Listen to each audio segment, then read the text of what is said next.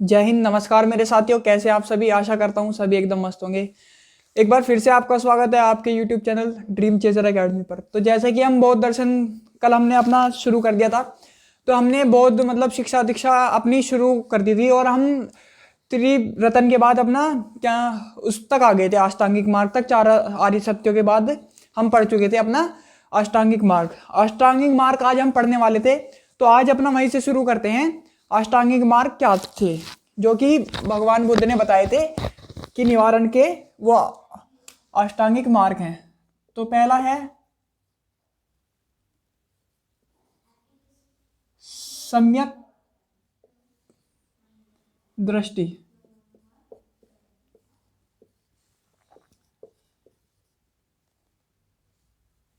सम्यक दृष्टि है पहला। दूसरा है सम्यक वाक। तीसरा है सम्यक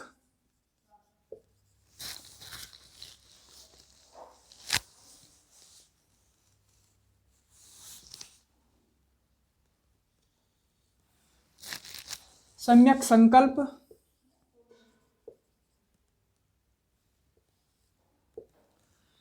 चौथा है सम्यक सम्यक आपका व्यायाम। पांचवा है आपका सम्यक स्मृति। एक है आपका सम्यक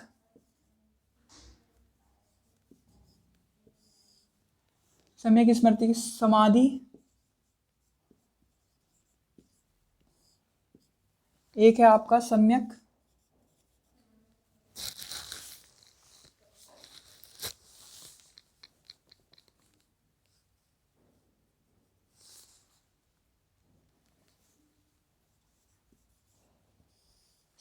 कर्मात। और एक है आपका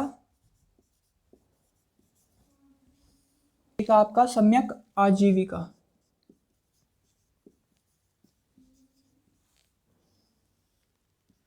ठीक है दोस्तों, ये आपके अष्टांगिक मार्ग बताए गए हैं जो मैंने आपको बताए थे। 4 आर्य सत्य कि दुख का कारण है और संसार में दुख है और दुख का कारण है। अगर कारण है तो उसका निवारण है, और उस निवारण को फॉलो, अगर उसका उसका आपको निवारण चाहिए तो आपको इन अष्टांगिक मार्गों को फॉलो करना पड़ेगा। तो ये अष्टांगिक मार्ग 8 मार्ग बताए हैं। सम्यक दृष्टि, सम्यक वाक, सम्यक संकल्प, सम्यक व्यायाम, सम्यक स्मृति, सम्यक समाधि, सम्यक कर्मांत और सम्यक आजीविका। तो सम्यक दृष्टि से बताया है कि हमें अच्छा देखना चाहिए, थिंक पॉजिटिव। एक तरीके से थिंक पॉजिटिव दृष्टि से इनका ये था। सम्यक वाक से बताया है अप्रिय वचनों से दूर। अप्रिय वचनों से दूर का है कि जैसे एक मोह होता है ना कि हमारा परिवार है, जैसे माँ से मोह होता है, माँ कह देती है कि ये करना है तो वो करना है। एक मोह वाले विचारों से उनके वचनों से दूर रहना चाहिए। सम्यक संकल्प काम और मोक्ष के प्रति दृढ़ संकल्प होना चाहिए। ठीक है दोस्तों, व्यायाम शारीरिक और मानसिक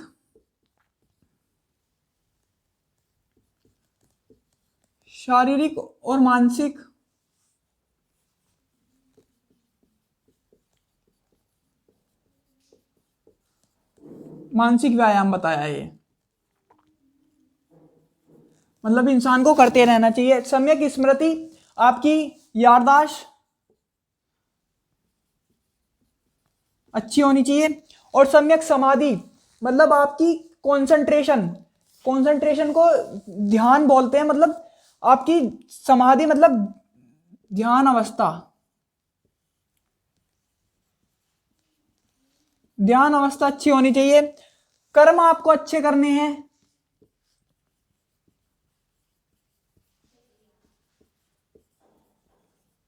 ठीक है दोस्तों, और आजीविका, सरल जीवन जीना है, सरल जीवन जीना है।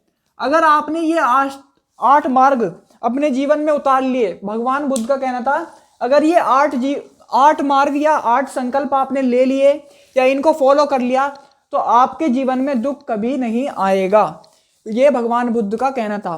तो ये हमारे अष्टांगिक मार्ग हो गए। अष्टांगिक मार्ग के बाद उनकी बुद्ध की शिक्षा दीक्षा में आते हैं उनके 10 शील।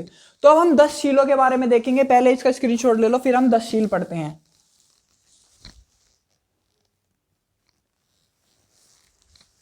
तो स्क्रीनशॉट ले लिया होगा दोस्तों। अब हम देखते हैं आगे क्या है। 10 शील मैं बता रहा हूं। जैसे तो निर्वाण की प्राप्ति होती है आपके बौद्ध धर्म में, ठीक है। निर्वाण मैंने बता ही दिया कि ज्ञान प्राप्ति को बोलते हैं, जो कि बौद्ध धर्म में आपको बताया था मैंने। भगवान बुद्ध को जब, या महात्मा बुद्ध को जब ज्ञान की प्राप्ति उसको निर्वाण कहते हैं। तो इनका परम लक्ष्य बौद्ध धर्म का यही होता है कि आप कैसे भी ना कैसे करके निर्वाण प्राप्त कर लें। तो निर्वाण प्राप्त करने के लिए 10 शील दिए हैं। 10 शील, 10 शील, ठीक है, निर्वाण प्राप्त हेतु।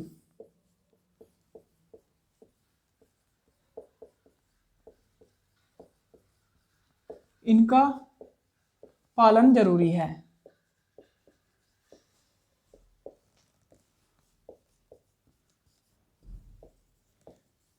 अष्टांगिक मार्ग बताए थे आपके दुख के निवारण के लिए, लेकिन निर्वाण प्राप्त, ज्ञान प्राप्त करने के लिए उन्होंने दिए थे 10 शील। 10 शील में आते हैं आपके पहले अहिंसा,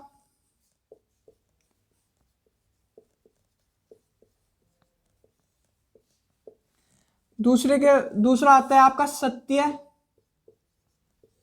तीसरा आता है आपका असत्य, असत्य के बाद आता है आपका चौथा मद सेवन न करना,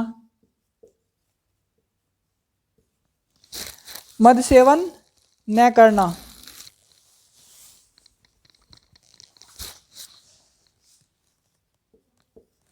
पांचवा आता है आपका अपरिग्रह।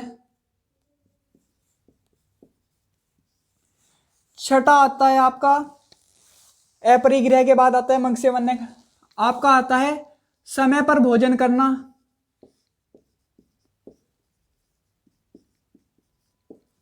समय पर भोजन करना। सातवां आता है आपका सुखद बिस्तर का त्याग करना। सुखद बिस्तर का त्याग करना,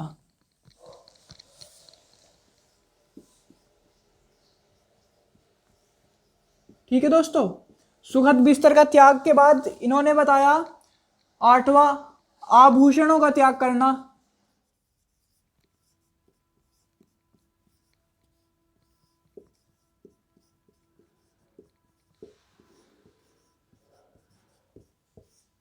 फिर बताया इन्होंने नौवां आपका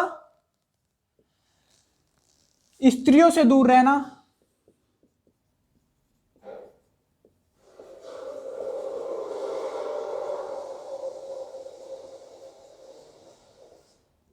और 10वां बताया इन्होंने आपका अपरिवाह आदि से दूर रहना, ठीक है दोस्तों। ये इन्होंने 10 शील बताए हैं निर्वाण प्राप्ति हेतु, या मतलब आपके ज्ञान प्राप्ति हेतु। ये आपके 10 सत्य बताए हैं। वो अलग थे जो मैंने आपको अष्टांगिक मार्ग बताए, वो आपकी ज्ञान प्राप्ति हेतु नहीं थे, वो आपके दुख से निवारण, मतलब दुख से छुटकारा पाने के लिए थे, ठीक है। तो पहला हो गया अहिंसा, मतलब लड़ाई न करना, लड़ाई नहीं करना। कोई आपको कुछ भी कहे, एक साधु की तरह, एक संत की तरह, मतलब चुपचाप अपने मतलब ध्यान में तल्लीन रहना, हमेशा हमेशा सत्य बोलना, असत्य चोरी न करना। ठीक है दोस्तों। और मग सेवन का इसका मतलब है कि कहीं भी मतलब एक स्थान पर ज्यादा दिन तक नहीं रहना। ठीक है। अपरिग्रह, गृह त्याग, यह है आपका गृह त्याग से संबंधित।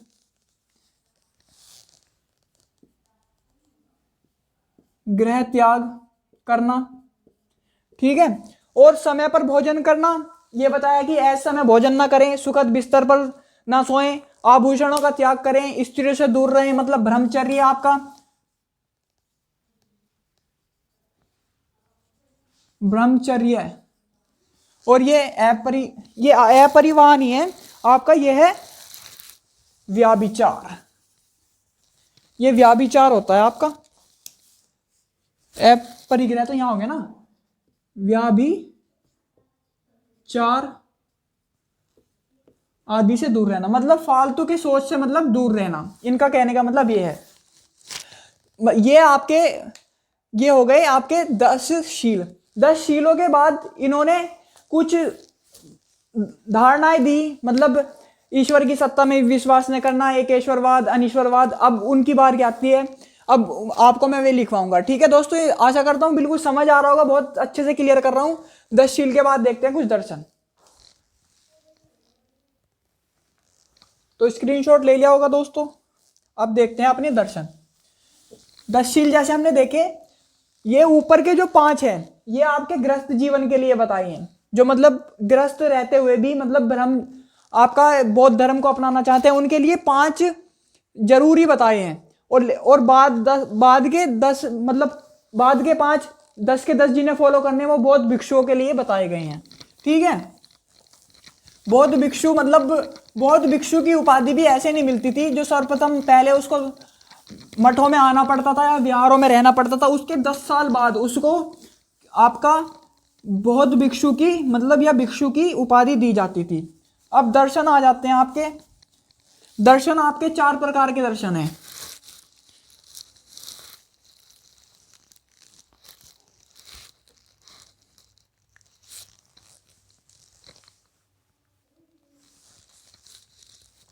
तो अब आते हैं आपके दर्शन।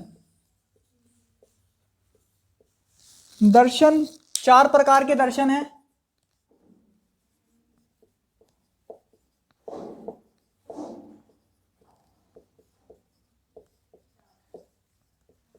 पहला है आपका अनीश्वरवाद। अनीश्वरवाद के बाद आता है आपका शून्यवाद। शून्यवाद के बाद आता है आपका अनात्मवाद। और फिर आता है आपका क्षणिकवाद। ये आपके 4 प्रकार के दर्शन हो गए, पहला, दूसरा, तीसरा और चौथा। अब इन दर्शनों का मतलब क्या था, अब मैं बता देता हूं आपको। अनीश्वरवाद का मतलब है ईश्वर की सत्ता में विश्वास न करना। ईश्वर की सत्ता में विश्वास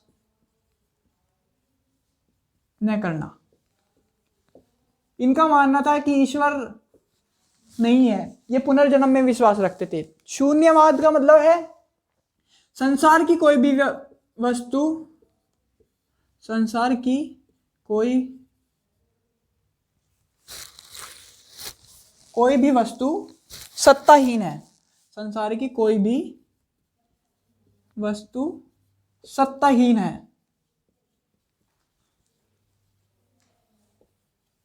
मतलब इसके पीछे किसी भी सत्ता का हाथ नहीं होता। अनात्मवाद मतलब ये आत्मचेतना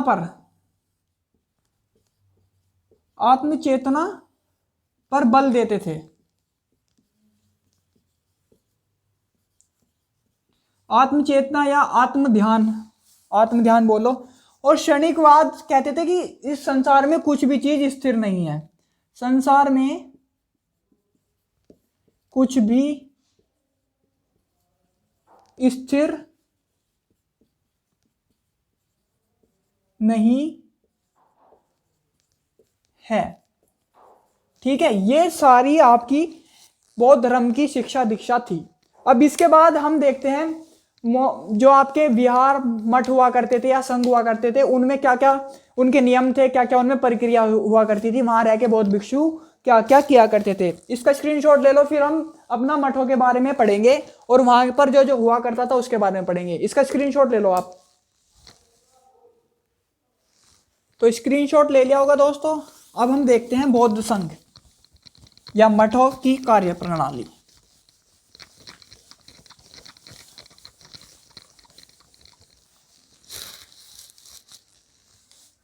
बौद्ध संघ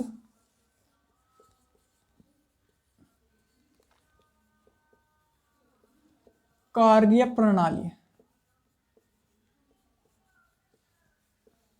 ठीक है दोस्तों, तो पहला क्या होता था, मैंने आपको बताया कि पहले यह होता था, सबसे पहले प्रवेश लिया जाता था किसी के द्वारा। उस प्रवेश को उपसंपदा कहते थे, और उपसंपदा प्रवेश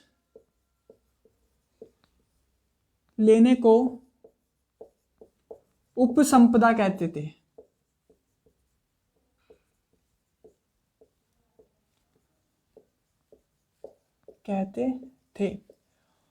पहले मैंने बताया ना 10 साल बाद उसको भिक्षु की उपाधि दी जाती थी।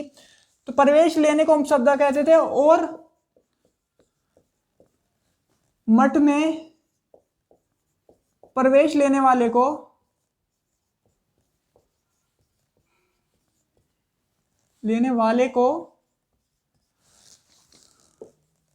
क्षत्रप कहते थे। और 10 साल बाद उसे भिक्षु की उपाधि दी जाती थी, और 10 साल बाद भिक्षु की उपाधि मिलती थी। उपाधि मिलती थी। ठीक है भाई। अब क्या इसके बाद मठों में चोर, हत्यारा, ऋणी, रोगी या दास व्यक्ति की एंट्री नहीं थी। चोर, कर्जदार या ऋणी, कर्जदार लिख देता हूं जिससे आपको समझ आ जाए। कर्जदार, चोर, कर्जदार, हत्यारा और चोर, कर्जदार, हत्यारा, रोगी और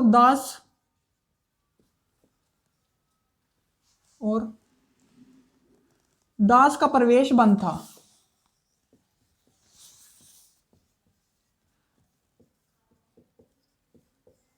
ठीक है भाई, इनका प्रवेश बंद हुआ करता था। और मैंने आपको बता दिया कि सबसे प्रथम मतलब अपने आनंद के कहने पर और अपनी मौसी के कहने पर प्रजापति गौतमी के ऊपर उन्होंने स्त्रियों को भी एंट्री दे दी थी, वो मैं आपको कराई चुका हूं। फिर इसके बाद आता है ऋतु,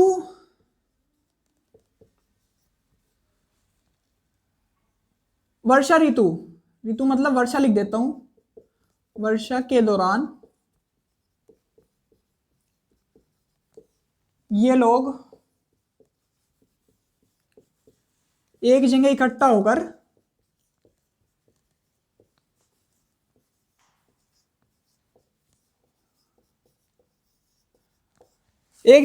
हुआ करते थे। मतलब जब वर्षा ऋतु हो जाती थी, मतलब बारिश का मौसम आता था, ये सारे लोग मतलब एक जगह इकट्ठा हो जाते थे और फिर वहां अपने पापों को मतलब स्वीकार करते थे या फिर उनका प्रायश्चित करते थे, उनको कबूल करते थे। तो उस स्वीकार नामे को, या मतलब जो वो स्वीकार करते थे अपने पापों को, उसको पवारना या पवरन त्योहार बोला जाता था। ऋतु वर्षा के दौरान ये लोग एक जगह इकट्ठा होकर अपने पापों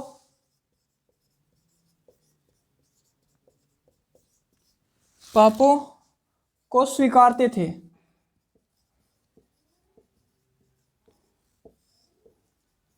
और इसे पवरण या पवारना त्योहार कहते थे। ठीक है, और इनके पूजा स्थलों को, पूजा स्थल को मठ कहते थे, और निवास स्थान को विहार बोलते थे। ये निवास स्थान को विहार बोलते थे। ठीक है दोस्तों, और ये मतलब महीने में 4 दिन व्रत रखा करते थे। महीने में 4 दिन व्रत रखा करते थे।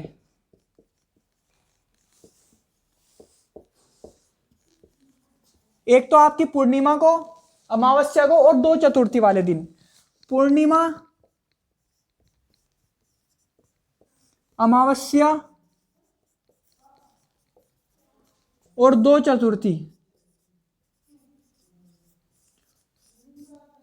2 चतुर्थी वाले दिन। ठीक है, ये लोग व्रत रखा करते थे। और सबसे इनके मठों में सबसे मतलब इंपॉर्टेंट जो माना जाता है वो वैशाख पूर्णिमा मानी जाती है। सबसे प्रमुख त्योहार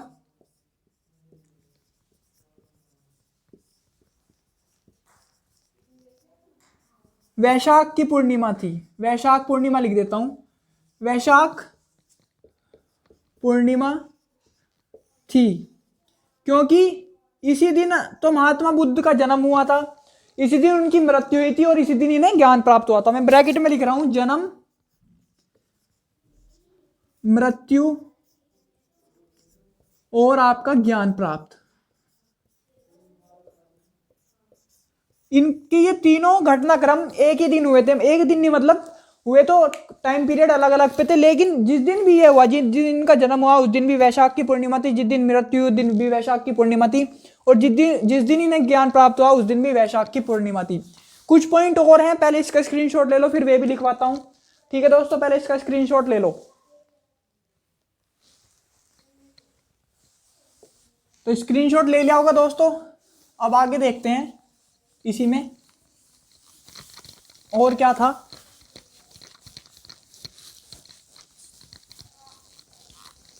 अब मैं बता दूं आपको, ये हर 15वें दिन अमावस्या और पूर्णिमा को एक पाठ किया करते थे। पाठ क्या, पहले ये सभा बिठाते थे और उस सभा में ये पाठ किया करते थे। पाठ में मैं बताता हूं अभी कौन सा पाठ था। पाठ में ये जो मैंने बताया ना आपको कि ये अपने अपराधों को स्वीकार करते थे, जिसको पवारना पवरण कहा जाता है, वो है। तो पहला पॉइंट आ जाता है। इसके बाद पहला क्या मतलब आता है, प्रत्येक 15वें दिन अमावस्या या पूर्णिमा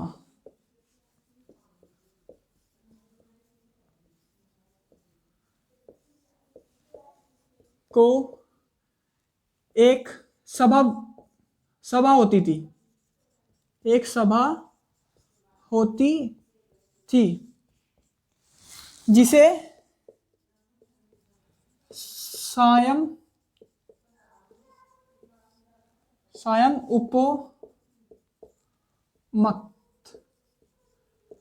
उपमक्त कहते थे। ठीक है भाई, प्रत्येक 15वें दिन एक सभा होती थी, उस सभा का नाम सायं उपमक्त था। सायं मतलब शाम के टाइम होती थी, और इसमें इस सभा में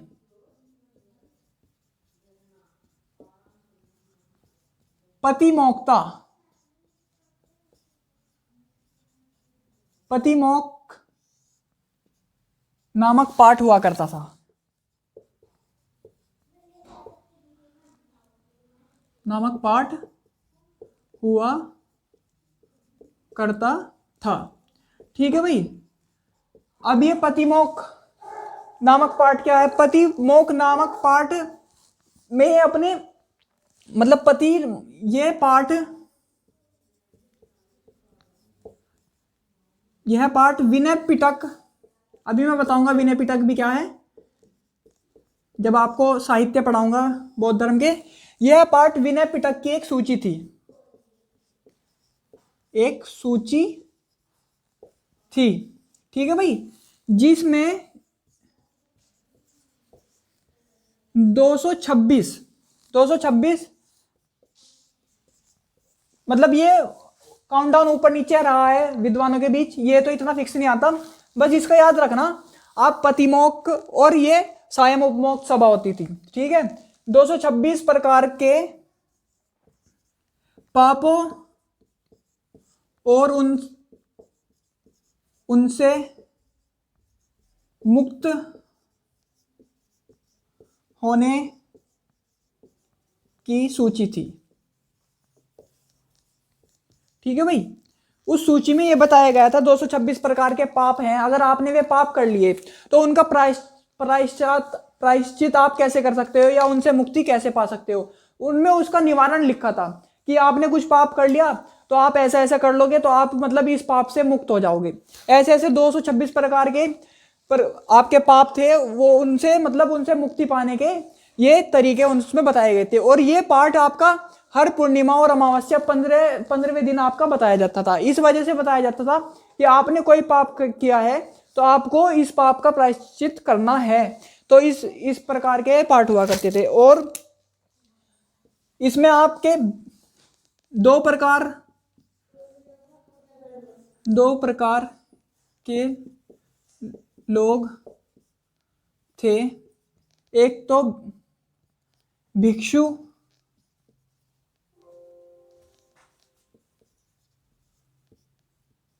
और भिक्षुणी,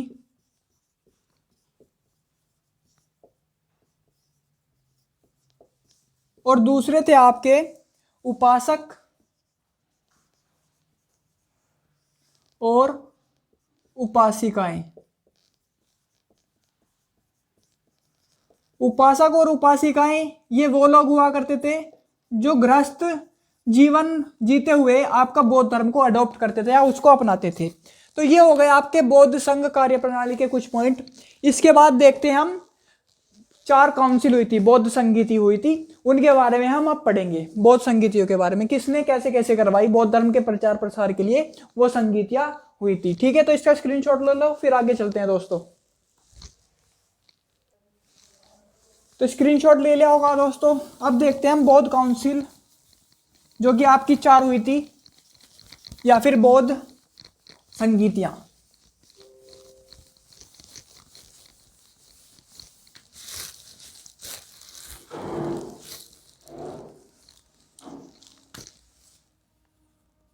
बौद्ध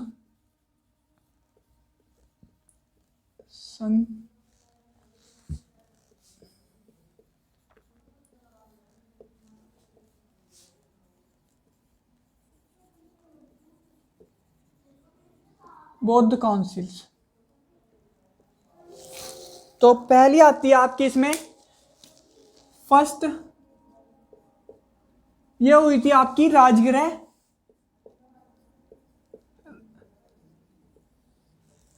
में हुई थी। और ये आपकी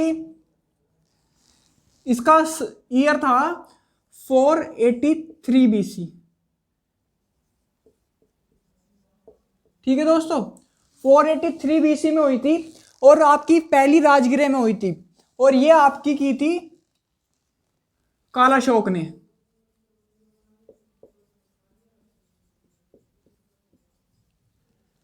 कालाशोक ने आपकी ये की थी और इसके अध्यक्ष थे आपके महाकश्यप, ठीक है दोस्तों। अब मैं ये लिख देता हूं, ये तो पहली होगी, ये हो गया प्लेस आपका, ये हो गया ईयर, ये हो गए आपके किंग, और ये हो गए आपके लीडर जिन्होंने ये करवाई थी, ठीक है दोस्तों। फर्स्ट काउंसिल राजगृह 483 ईसा पूर्व, कालाशोक और आपकी महाकश्यप, ठीक है। दूसरी आ जाती है आपकी सेकंड आ जाती है आपकी राजगिरे के बाद पाटलिपुत्र।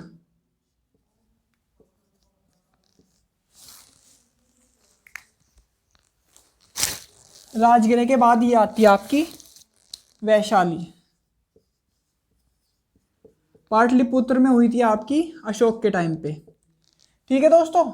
ये हुई थी आपकी 383 ईसा पूर्व, और वैशाली में करवाई थी आपकी कालाशोक ने। ये दोस्तों ये गलत हो गया, ये कालाशोक ने नहीं करवाई थी, ये करवाई थी आपकी अजातशत्रु ने। गलती होगी थोड़ी सी, ये कालाशोक ने नहीं करवाई थी, ये करवाई थी आपकी अजातशत्रु ने।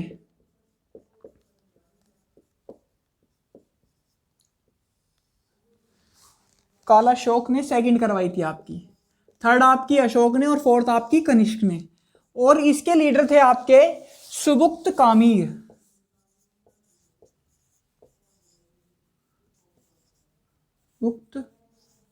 सुबुक कामीर, ये इसके लीडर थे। अब मैं बार बार नहीं लिख रहा ईयर प्लेस किंग। अब आ जाते हैं आपकी थर्ड काउंसिल पे। थर्ड काउंसिल आपकी हुई थी पाटलिपुत्र में, ये करवाई थी आपकी अशोक ने, पाटलिपुत्र।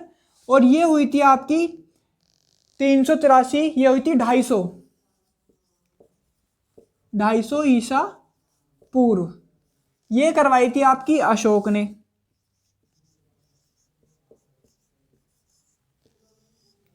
और इसके लीडर थे आपके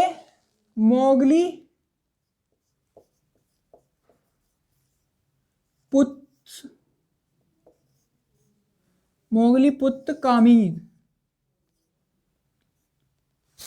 मोगलीपुत्र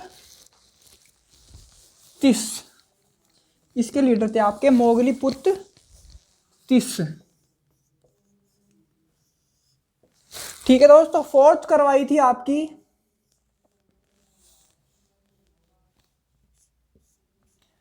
फोर्थ हुई थी आपकी कुंडलवन कश्मीर में, कुंडलवन कश्मीर, ठीक है दोस्तों। ये हुई थी आपकी प्रथम शताब्दी में। अब मैंने बताया था ना आपको, जब मैंने सबसे पहले आपको टाइमलाइन पढ़ाई थी फर्स्ट क्लास में, जो मैंने ओवरव्यू दिया था, तो मैंने बताया था कि हम यहाँ अब ईसा पूर्व क्रॉस कर जाएंगे, अब हम यहाँ ईस्वी में आ जाएंगे। प्रथम शताब्दी ये हुई थी लगभग शायद 75 ईस्वी में, ठीक है दोस्तों। अब ये करवाई थी आपकी कनिष्क ने, जो कि कुषाणों का राजा होगा, बहुत प्रबल शासक होगा, और सिल्क रूट पे बहुत तरीके से कब्जा करेगा, और मतलब जो भी उस रूट से गुजरेगा उससे ये कर वसूला करेगा। और इसके थे आपके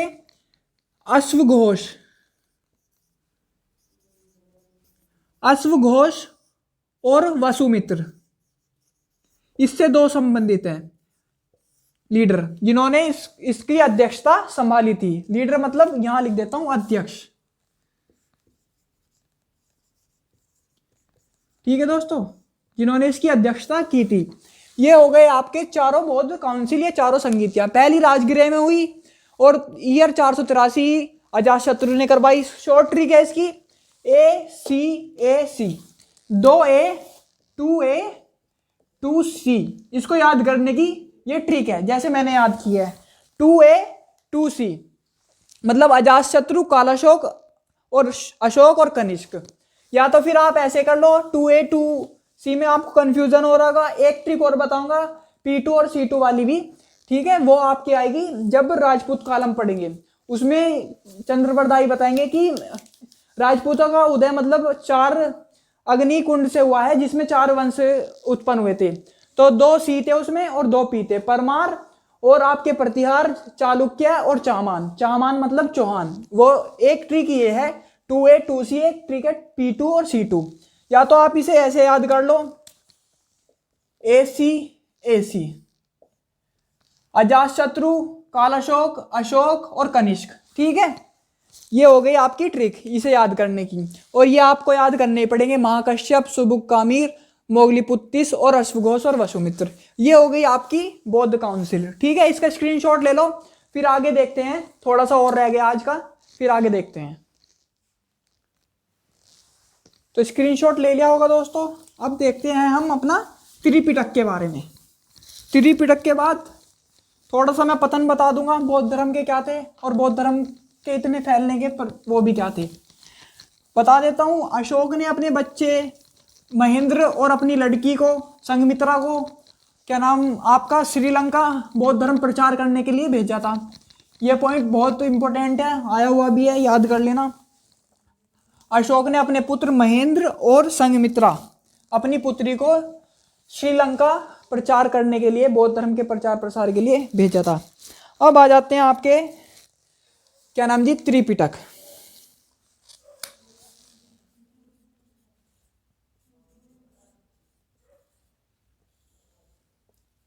त्रिपिटक में पहला आता है आपका सुत्त पिटक।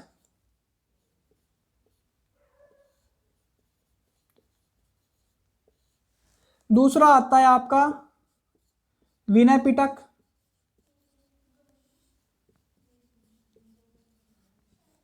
और थर्ड आता है आपका अभिधम पिटक।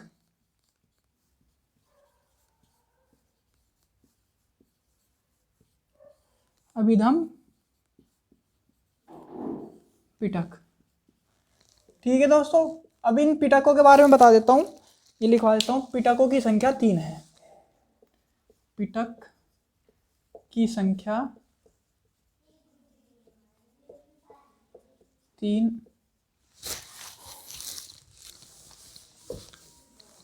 पिटक की संख्या 3 है। ठीक है भाई। सूत पिटक में क्या आता है आपके, इसमें उपदेशों का संकलन है, भगवान बुद्ध के उपदेशों का संकलन है। ठीक है भाई, संकलन है। और इसका रचयिता आनंद है। आनंद जो कि भगवान बुद्ध का शिष्य था, आनंद इसका रचयिता है। ठीक है भाई। और इसमें विनय पिटक में बौद्ध संघ के नियमों के बारे में बताया गया है, बौद्ध संघ के नियमों के बारे में। ठीक है दोस्तों, बौद्ध संघ के बारे में बताया गया। और इसका रचयिता आपका आनंद, इसका है उपाली। उपाली इसका रचयिता है। ठीक है दोस्तों। और अभिधम पिटक में इनके दर्शन और सिद्धांत के बारे में बताया गया है, भगवान बुद्ध के दर्शन और सिद्धांतों के बारे में। और इसकी रचना तीसरी जो बौद्ध काउंसिल हुई थी, मैंने बताया था ना अभी, तीसरी बौद्ध काउंसिल 250 ईसा पूर्व अशोक ने करवाई थी। और इसके रचयिता आपके मोगलीपुत्त जो वहां अध्यक्ष थे, वहां पर तीसरी बौद्ध काउंसिल में मोगलीपुत्तिस हैं, इसके रचयिता हैं। ठीक है दोस्तों, ये तो हो गए आपके त्रिपिटक। सूत पिटक आपका 5 निकायों में डिवाइडेड है। सूत पिटक आपका 5 निकायों में, अब मैं लिख देता हूं यहां, सूत पिटक 5 निकाय में विभाजित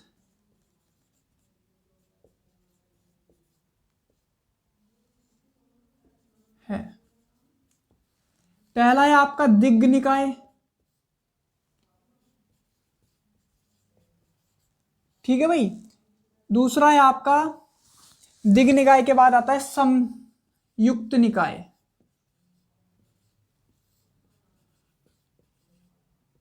ठीक है, फिर आता है आपका अंगुत्तर निकाय।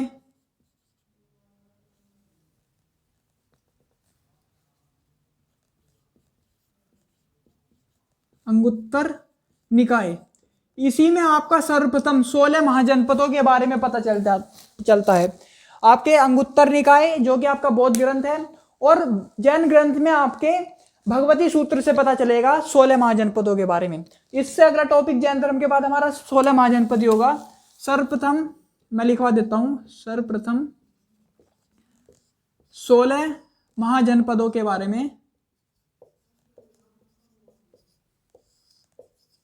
में जानकारी।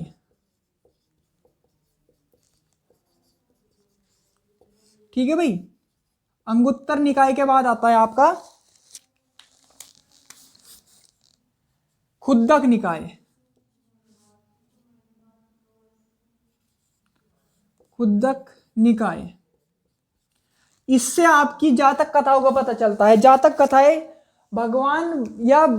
भगवान बुद्ध के पिछले जन्म की या पूर्व जन्म की कथाओं के बारे में इसमें आकलन किया गया है। जातक कथाएं लिख देता हूं, जातक कथाएं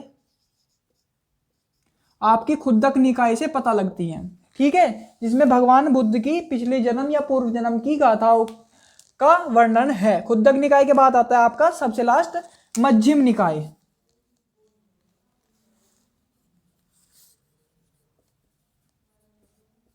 मध्यम निकाय,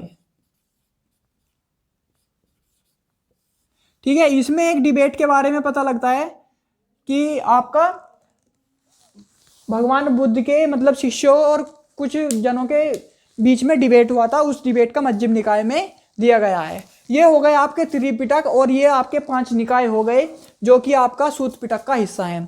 तो ये आपके त्रिपिटक हो गए। अब हम इसके बाद देख लेते हैं, मैं कुछ आपको कारण बताता हूं कि आपके क्या नाम जी बौद्ध धर्म का इतना प्रचार प्रसार हुआ, उसके क्या कारण थे। सर्वप्रथम एक तो भाषा, इन्होंने पाली भाषा का प्रयोग किया, और भगवान बुद्ध जहाँ भी अपने उपदेश दिया करते थे वहाँ की लोकल लैंग्वेज का बहुत इस्तेमाल किया करते थे।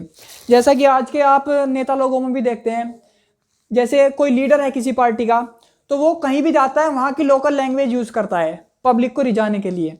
तो ऐसा ही तब हुआ करता था, भगवान बुद्ध वहाँ की लोकल लैंग्वेज में उपदेश दिया करते थे, तो उस वजह से आपका क्या नाम बहुत ही लोग उनसे प्रभावित हुआ करते थे और उनको सुनने के लिए जाया करते थे। दूसरा कारण रहा कि बड़े बड़े राजाओं के द्वारा इसको मतलब प्रोटेक्शन मिली बौद्ध धर्म को। जैसे कि मैंने बताया आपको, ये काउंसिल हुई, काउंसिल करवाने के बाद इससे भी प्रचार प्रसार होता है। काउंसिल होती थी और सबसे ज़्यादा इनको क्या नाम जी प्रोटेक्शन जो दिया, बचाव जो करा, इनका अशोक, महान सम्राट अशोक ने किया था। फिर आपका ये आ जाता है कि इसके पतन होने के क्या कारण थे। अब भाई पतन होने के इनके कारण थे, एक तो ब्राह्मण इसमें घुस चुके थे, ब्राह्मणों का कामकाज नहीं चल रहा था। मैंने बताया था उत्तर वैदिक काल में ब्राह्मण बहुत रिजिड हो चुके थे। ब्राह्मणों का एक ही जरिया था कि कर्म कांड करना था, कर्म कांड से उनका मतलब उनकी कमाई हुआ करती थी। कर्म कांड इन्होंने आके मना कर दिया कि कर्म कांड कुछ नहीं होता, सिर्फ पुनर्जन्म में विश्वास रखते थे और योग में ये ध्यान करते थे। और ये कहते तो पंडितों का काम होना हो गया बंद। तो पंडितों ने फिर, या ब्राह्मण, पंडित तो कहना गलत है, पंडित एक पोस्ट है और ब्राह्मण एक समुदाय है। तो समुदाय जब उस समय हुआ करता था तो ब्राह्मणों को लगा कि हमारी सत्ता कमजोर पड़ रही है। सत्ता कमजोर पड़ी तो इन्होंने भगवान बुद्ध को विष्णु के अवतार से जोड़ दिया, भगवान विष्णु के अवतार से जोड़ा, इस वजह से उसका पतन हुआ। और भी कुछ कारण रहे, लेकिन मेन कारण ये रहे थे। तो ये हो गए। अब हम देख लेते हैं, कुछ चिन्ह बताए जाते हैं, प्रतीक चिन्ह। प्रतीक चिन्ह के बाद आपका ये चैप्टर हो जाएगा समाप्त, और फिर पढ़ेंगे हम कल से अपना जैन धर्म। तो इसका स्क्रीनशॉट ले लो, फिर कुछ प्रतीक चिन्ह देखते हैं जो कि इंपॉर्टेंट है और क्वेश्चन उनसे बने हुए हैं। ठीक है, इसका स्क्रीनशॉट ले लो दोस्तों। तो स्क्रीनशॉट ले लिया होगा दोस्तों। अब कुछ प्रतीक चिन्ह देख लेते हैं हम।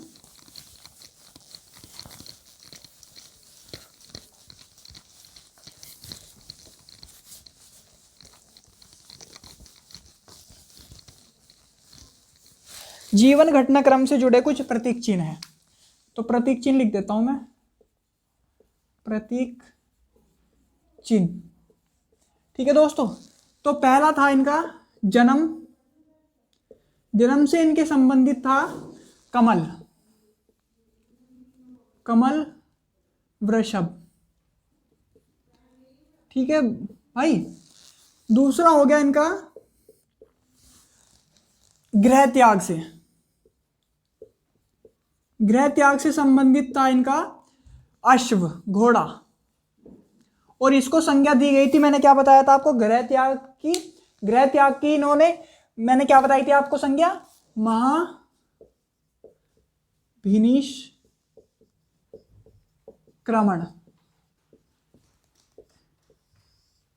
ठीक है। थर्ड हो गया आपका गृह त्याग। जीवन चरित्र कैसा था इनका, उससे क्या संबंधित था, उससे संबंधित था आपका सिंह, शेर। ठीक है दोस्त। फिर आता है आपका थर्ड हो गया। फोर्थ पे आता है आपका मृत्यु, मृत्यु से स्तूप, स्तूप संबंधित था। और मृत्यु को क्या कहा जाता है, महापरिनिर्वाण, महापरिनिर्वाण। ठीक है दोस्त। फिर आता है आपका फिफ्थ पे, इस फिफ्थ पे आता है आपका एक वो भी तो था प्रथम उपदेश,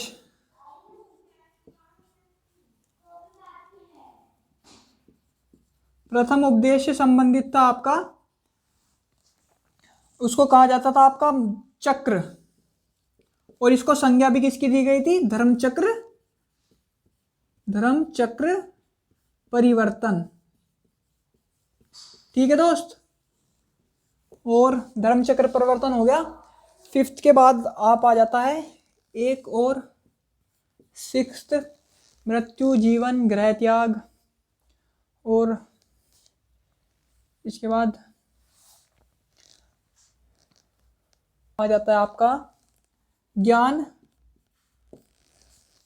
ये हो गया ना ज्ञान प्राप्ति, जिसका मैंने आपको बताया था,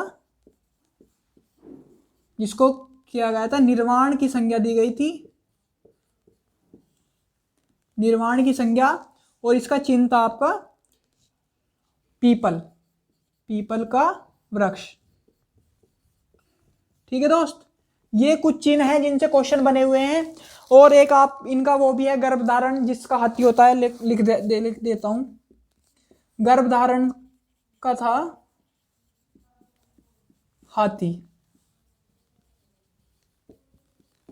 ये हो गए आपके कुछ चिन्ह और आपका चैप्टर होता है समाप्त। इसका स्क्रीनशॉट ले लो, फिर कुछ बात करते हैं।